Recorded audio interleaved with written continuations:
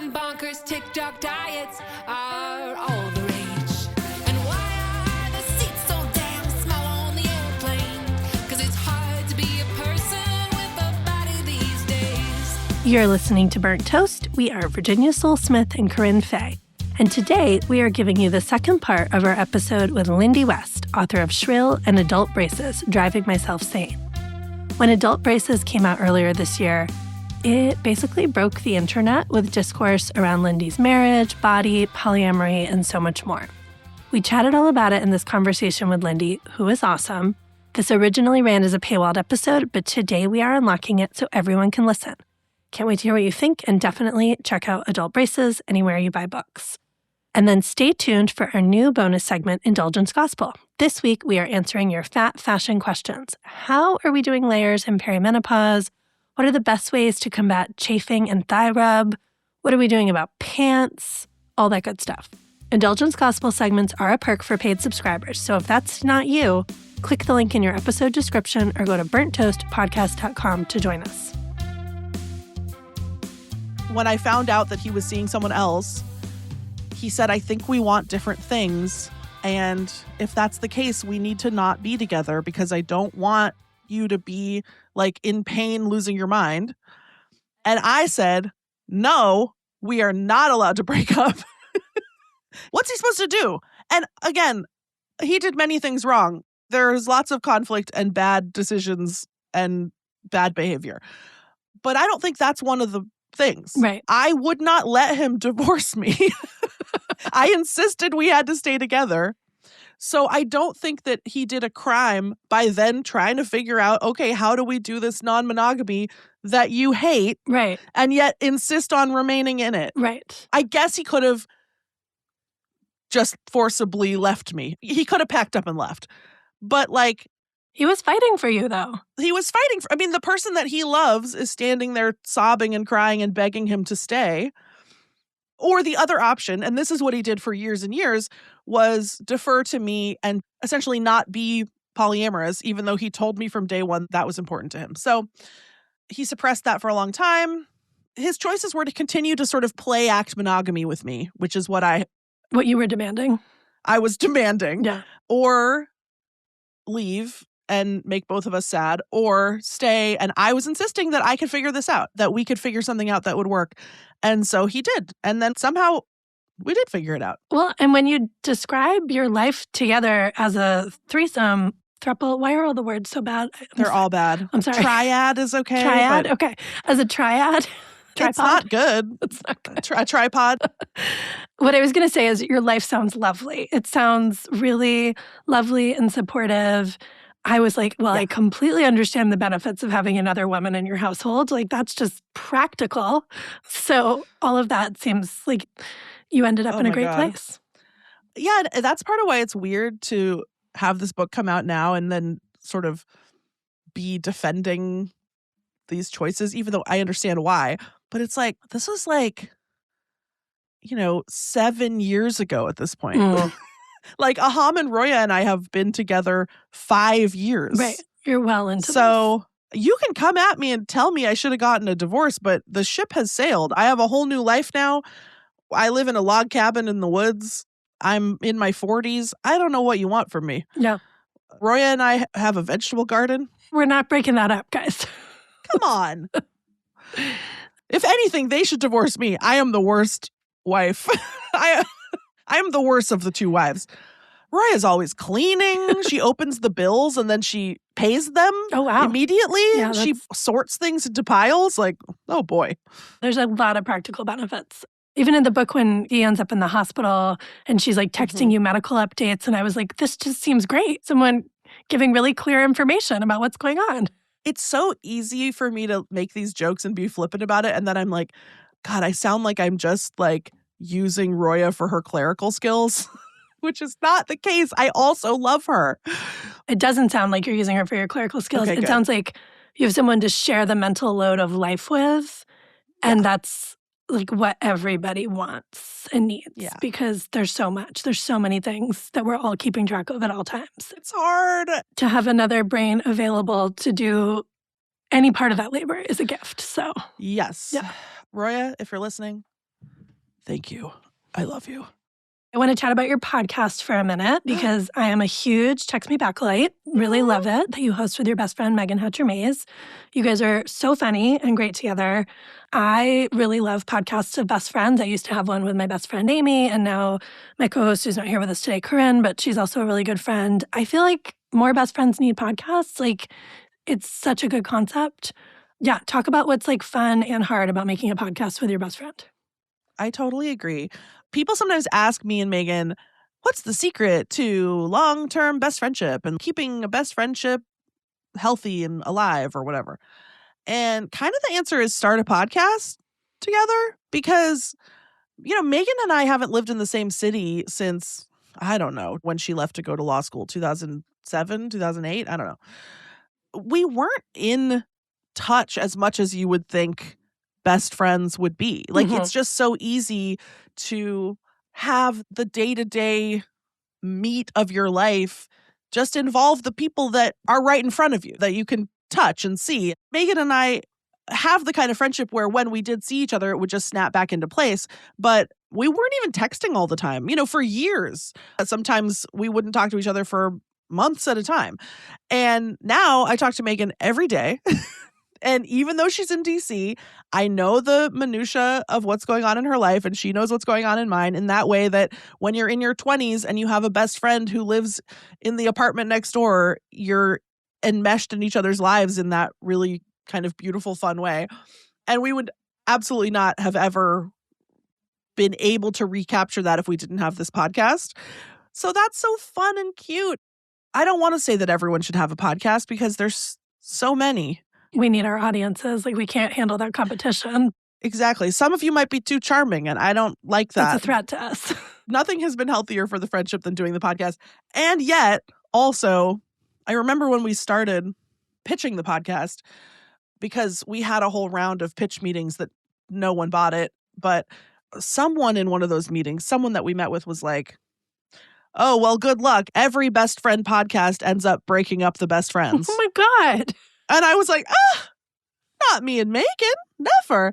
And it has not broken us up. No. But I do have a lot of sympathy for Megan. Again, I know I'm being hard on myself, but I think working with me is hard because my brain, she is not as sharp as she used to be. I forget things. I say I'm going to do things and then I don't do them. And we produce our podcast independently. So everything that needs to be done, we do it. I do see how the friendship could break down, but luckily I'm aware of it. And so I work really hard to not be quite as hopeless and incompetent as is my nature. Luckily, the podcast is sort of stable enough that we can afford to have a producer. Yeah, that helps a ton. Thank you, Kim. Oh my God. I don't know what we would do without producer Allie. But anything that I can pay someone else, like where I can outsource the responsibility, that's what I do, because otherwise I'm a person that really needs like a manager, handler. For example, someone to remind me to make sure that I am on the right time zone for a podcast that I'm supposed to appear on. Parentheses, I was 25 minutes late. Time zones are real hard. They trip me up They're every hard. week. Yeah.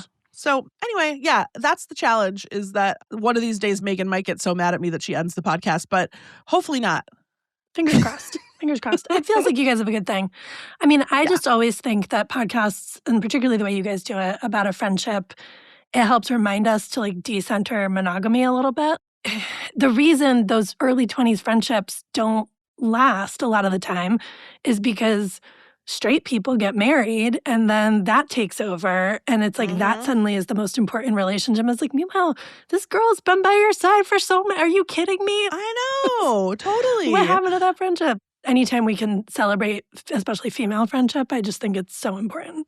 I agree. And, it's hard because even if you personally have some conviction, like, I'm not going to let my female friendships degrade, not everyone else has that. You need the other person to be bought in. Yeah, you both need to be on the same page. But then everyone's getting these husbands.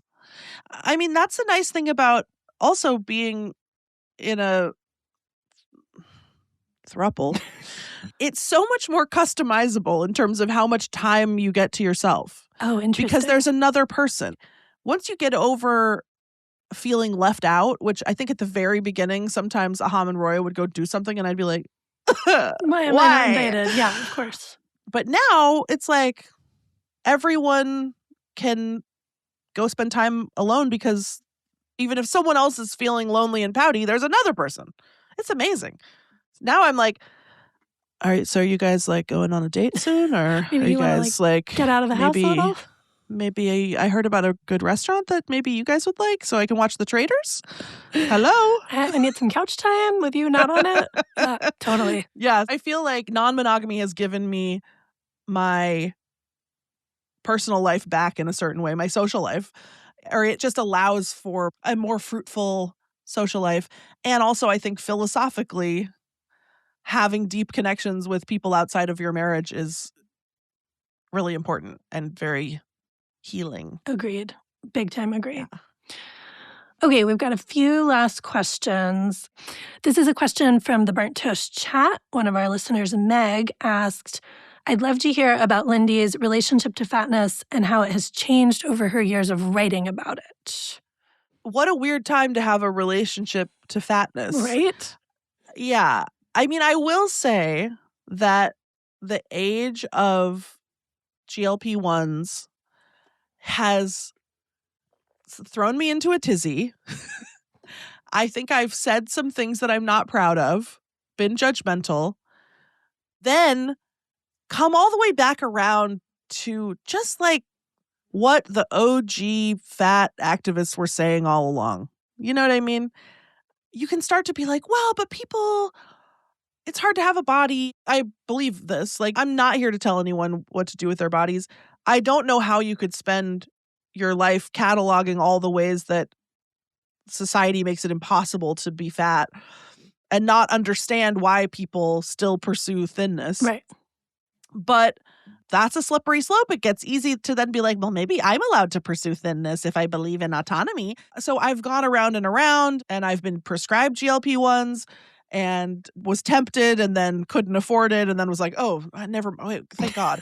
I mean, if you need it and you take it and it helps your life, Right. Godspeed, amazing. Right. But anyway, I feel like I talked and thought my way all the way back to ultimately most people don't lose weight, become thin, stay thin. Your body is your body. And I think the only answer is to, even though it's really hard, to learn how to live in the body that you have. Because it's very, very likely that this is the body that you'll have for the rest of your life. And so what are you going to do? I don't want to go back to waiting to have a thin body. Right. I found myself being sucked backwards into this paradigm because all of a sudden now everyone's getting skinny and being like, it is better. It's better. Yeah, you're treated better. Yes, Yeah. we know. Yeah. Life is easier for you. But it doesn't change that there's nothing morally wrong with being fat. It's not better to be thin. People really want to weasel out of some of the lessons that we've learned over the last 20 years. Unfortunately for them, I'm pretty confident that the original thinking was sound. I think people figured it out in the 70s, probably even before that the only path to happiness is learning to love your body in whatever form it takes, because there's no guarantee that it's going to, much like a husband, there's no guarantee that you can turn it into the body that you think you want or that you think you deserve. Even with all this eating disorder stuff, I feel like I figured that out too. Again, it was the wisdom of the elders, which is just nourish yourself and strengthen your body if that feels important to you and good to you. And don't think about being fat or not being fat. I'm having right now a lot of back pain. It's this cycle where my back starts to hurt. And then, like, I love hiking. That's been my sort of central form of exercise. I used to like to go lift weights. I like being strong. It feels really good. And I am really strong and I like doing things that I'm good at. Now that I live in the woods, I don't have a gym Right. and whatever. So I go hiking. But then if my back starts to hurt, I can't go hiking. And then the more I don't go hiking, the more my back hurts, the harder hiking is. Anyway, and I get into this cycle where like as of right now, as of this podcast, I'm having a hard time walking any distance at all because I've been there. It sucks. it sucks. So But bad. then I had this epiphany like a couple weeks ago where I was like, I am allowed to go to physical therapy. I realized that in my head, I was like, well, just pushing through the back pain is my punishment for being fat. Well, my back probably hurts because I'm fat. And so I was just still doing it, you know? And then I was like, no, I think actually I'm allowed to seek professional help, just like thin people go to Right. physical therapy. They do. Just like both of my partners go to the chiropractor and go get massages, and I don't. It's legal for us now. It's legal for us now. So I'm actually going today Yay. to get some kind of guidance on here's which strength exercises you can do that will help this so that I can get back to doing the things that I enjoy doing from a weight neutral perspective. I just would like to be able to see the top of the mountain. Mhm. And I truly, at this point in my life, and it's been a rocky couple of years, I do not care what my body looks like. But I do want to be able to do the stuff that I want to do. Yeah. I do want to be able to hike. Another thing that happened is that during COVID, when there was nothing to do, all I was doing was hiking and my body got smaller. And this is what really has fucked me up. It's like my body got smaller. Then, and I was in really good shape and I was like running, Oh, yeah. which I has remember never you happened to me running. before. Yeah. I loved it. It was like so cool. I Mhm. could run all the way around the lake. What? It's amazing. Yes. And then again, got into this cycle where then my back hurt and then I lost all that conditioning. And then at the same time, GLP-1s came out and it was just the weight. That was the heaviest shame I've ever felt in my life, where I was like, I'm garbage. Because it was like I had achieved this thing that fat people never achieve. Right. Even though I wasn't trying to, but you still, it's so like seductive, the pride. And I didn't feel proud. It wasn't like that, but it's still like, again. But it's like you start equating the things you're enjoying doing. You're like, I can do them because I got thinner.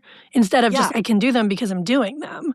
I'm Right. hiking, so I'm getting better at hiking. It's actually the weight was a Right. side effect. It wasn't the cause. But our brains, I mean, all of our brains The programming is there. is there to be like, s- it's because I'm thinner, so I have to stay thinner. I have to get back to that. I couldn't possibly Right. achieve that now that I'm bigger again. Right, exactly. And then I got bigger and lost the ability to do all those things and blamed it on the weight, even though I knew that's not what happened. Right. And then I have cycled out of that without the weight loss, but like gotten back into good hiking condition in mostly the same body. It's like things will sort of rearrange. I don't know. It's all so complicated. I'm at this point where I'm like, I don't fucking care what I look like. I just want to be able to hike. And I just want to be able to have breakfast and not be anxious and ashamed that I'm either doing diet culture or doing binging. So the solution for me, I think, is oatmeal and physical therapy. I think those are, sounds amazing. Yeah. And the fat elders were right. And just always listen to them. Always listen to the fat elders. Yeah. Yeah. And like you'll start doing physical therapy. I mean, I'm not going to tell you exactly what's going to happen. I'm not psychic. But when I've done it, it's like they give you 5 dumb exercises and suddenly your back feels like a million times better. And you're like, oh, wait, so I didn't have to torture myself to lose 100 pounds? I could just do some clamshells? Okay. There's 2 components. There's being out of breath and there's my back hurting. I don't mind being out of breath. I'm used to it. Also, that part goes away pretty fast if you're walking up a hill every day. But for some reason, because I conflated those 2 things in my shame backpack, it's like I have no choice but to push through the back pain. Totally. Yeah, I do have a choice. And that's a horrible thing to do. Probably bad for the back. Not great. No, not great. No. Yeah. Well, I'm excited for your physical therapy journey. I think that'll be great. All right. Last question before we do better. Since you did take this epic cross-country road trip, we feel you are very well qualified to recommend car snacks. Oh my God. I have so many opinions on car snacks. I knew you would. Very excited for this. Okay. I mean, The problem is that I like all snacks. So, but what do I... Any snack could be a car snack, I guess. Exactly. Here's my snack philosophy. I like to have a savory, a chocolate, and a fruit. So for me, that would probably be like a cheddar Bugles, Mm-hmm. maybe an Airhead. They sell like a box of 6. Oh, okay. Although Airheads, you can't really snack. The Airhead is intense. Maybe like a sweet tart. Maybe like a roll of sweet tarts. And then chocolate, Reese's Pieces. It's not chocolate, but I categorize it under chocolate. Agreed. Plus protein. My 4th category is protein. So I like to get like a beef stick Mm. or a bag of jerky. And then I like a really big Coke Zero. Oh, Coke Zero, not Diet Coke. That's controversial here. I know. Well, I like both. I was just saying to someone else, it's like Diet Coke is savory and then Coke Zero is the dessert. That is very true. That is a very helpful way to distill them. If a gas station has a fountain Coke Zero, I will get that. Okay. But I love a Diet Coke. Yeah. I love a Diet Coke. Very large, one of those. And then the fruit candy is at the bottom of sometimes I won't even have a fruit. Sometimes I won't have a sweet tart. Sometimes, just yesterday I had to drive all day because I had like a million errands. And I'm excited to announce that it's Easter. And so the Cadbury mini eggs are out. They have arrived. They have arrived. This is big news. They is risen. Zombie Jesus has brought us the mini eggs Mhm. once again. That was my car snack yesterday as I was driving along, just housing Mini eggs freaking are handfuls of mini eggs. absolutely. Yeah. So that would be, obviously seasonal. You can't always get it, but that's a elite car snack. And my final car snack thought is that obviously we're boycotting, I think, but someday I would like to be a person who owns one of those little clips that goes on your air vent that fits one McDonald's sauce tub. Oh, Have you seen those? I have not, but I'm picturing like a little barbecue sauce tub can go in Yeah, there. and then you can have your nuggets while you're driving. That solves so many issues. I know. Wow. I know. Can you imagine? That's a game changer. So Okay. actually, you know what? That might be part of my eating disorder recovery. Maybe that's one of my steps that I need to do. It feels like an important step. Yeah. Because why do I not have one of those? Yeah. It could only be because I'm doing diet culture. Yeah. No, it sounds like a very diet culture decision that you could stand firm against. That's right. Get yourself that barbecue sauce. It'd be the sweet and sour for me. Sweet and sour. But, Okay. Respectable. Yeah. but I respect all the sauces. There's no bad sauces. There's no bad sauces. All sauces are good sauces. But yeah, I mean, to me, a car snack is what's keeping me awake Mhm. a lot of the time. So you need a little crunch sometimes. You need a crunch. Yep. And then sometimes your tongue will get tired of the sugar Mhm. and then you need to return to the savory. Mm-hmm. Or if you're being really virtuous, the beef. Even though I also want to stop eating beef because cows are my dog. I don't know what to do about that. Don't get me started. That's a whole other podcast, really. Because there's no other, actually, well, nope, don't need to get into the jerky The jerkies. taxonomy. But most other jerkies are not good. No, they have not replaced beef jerky taste-wise yet. Yeah. Mm-mm. Yeah, agreed. Well, that was an epic car snack recommendation list. Thank you very much. I'm excited for my next time I drive my car. Was I supposed to just pick one? No, you definitely were not. All right, we wrap up with butter, which is our recommendation segment. You obviously just gave us a whole bunch of butter, but do you have another thing you're loving right now? Yes. Also food. Great. I want adults to consider the quesadilla more often. I think a quesadilla should not be categorized as a child's food. There are few things as satisfying as a perfectly executed quesadilla or even a poorly executed quesadilla. It's still going to be melted cheese, so how bad could it Yeah. be? Yeah. And it's customizable. Mhm. You can put whatever you want in there. Mm-hmm. Beef or chicken. Yeah. Avocado. Mushrooms? You could put mushrooms in there. You could put sweet potato. Literally anything that's in the bottom of your fridge that you're like, I bought all this because last Saturday me had big visions of cooking and then I didn't cook and now it's like kind of gross, but not like off. You can chop it up and put in a quesadilla. I just thought of an invention. Broccoli cheddar quesadilla.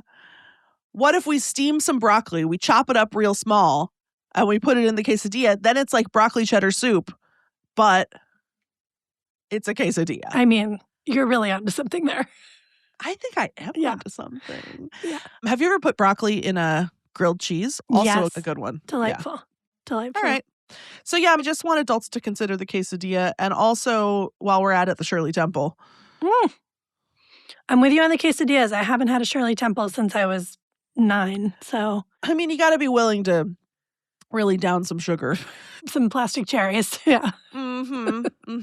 But sometimes, I speak from experience, if you order a Shirley Temple at a very fancy cocktail bar, they'll give you the fancy cherries. Oh. And then you're really cooking with Yeah. gas when that happens. I frequently also just feel like the mocktail menu at a fancy bar is like more fun because they're all sort of Shirley Temple inspired. You know, they're Yeah. like, what would a toddler drink? And then we'll make that. And I'm it's the like, toddler. that's what I want to drink. Yeah. Same. I stopped drinking. Once I hit my 40s, I started to get a hangover like Yeah. while glass of drinking wine. the first glass Same. of wine. And I was like, this is just not worth it. Also, you know what I love and doesn't make me sick? Juice. Yeah. And so that's what the mocktails are. They're juice. Except for now when they're trying to make fake alcohol. I want my juice to taste like alcohol. No, No. thank you. No, I just want it to be delicious. Maybe some ginger if we're getting like, you're Ooh. mixing it up, but that's Yeah. about it. But yeah, I also like a mocktail menu. Well, that was some excellent butter. I will do a butter that pairs nicely with your butter, which is I'm on a real chili crisp kick right now. Oh, Partially inspired by the fact that I bought a jar of chili crisp like 6 months ago, but I couldn't open the jar. Because some jars just really plot against you. And I had a huge victory last night. And like my boyfriend tried to open it. He couldn't open it either. And then last night between the two of us, we got it done. And now I'm like putting it on everything I eat because I just feel like I've waited so long to have this chili crisp in my life. But it's great because it's like tiny little, like they're super spicy, but they're tiny. So you can really place your spice with your bite of whatever you're eating thoughtfully, which I like. It's like hot sauce sometimes goes a little everywhere and, it's easy to overdo. Is this like the classic chili crisp with the sad lady on the front? Because there's all these new, upstart young chili Yeah, crisps. I think this is maybe a hipster chili crisp. I want to say it's called Don DiLillo, but isn't that an author? Yeah. But he could have gone into chili crisp making. I don't know. I don't know his life. I don't know what he gets up to. It's possible. I don't know if he's alive or dead. We're making chili crisp in very hard to open jars. But after 6 months, we achieved the stream. Anyway, I'm on a real kick with it right now. And it's great. And it's like cold flu season here. And if you feel like you're a little bit sick, having something really spicy to clear out the sinuses, good stuff. I like when something is trendy and then you kind of are like, okay, enough. But then you get to come back to it and be like, it was trendy for a reason. It was a good and reason. It's good. No, I feel like I bought this to be cool when Chili Crisp was really having a moment like on TikTok, but then I couldn't open the jar, so I couldn't participate. Oh no. And now you had here we FOMO. are and it's back and I'm like, the TikTok girlies were onto something with this one. It's pretty good. Yeah, it rocks. All right. Well, Lindy, this was amazing. Thank you so, so much for doing this. Could talk to you all day. It's so fun. I know. Likewise. This is really fun. Thank you for Yay. having me. Yay. So, I'm like, yeah. wait, it's over? We're not talking I anymore? mean, we can hang out all day. But you should probably tell folks where they can find you and support your work and all that stuff. Oh my God. Yes. Okay. So, first and foremost, Adult Braces comes out March 10th. I'm going on book tour from March 10th through basically the end of April. So you can come see me all over the country. I'm doing the book tour in a van as a road trip. So please follow me on Instagram at the Lindy West. I will be travel vlogging Ooh, from the road. amazing. And then also I got a podcast, Text Me Back podcast. You should listen to the podcast wherever you get your podcasts. And what else do I have? I have a Substack called Butt News, which is mostly about movies, although lately I haven't been writing about movies so much because I've been doing makeup tutorials because, again, I'm learning how to be an influencer, and those are really fun.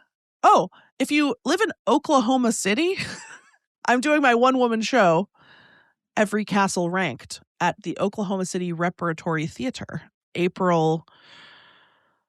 don't remember the dates, but Sometime in April.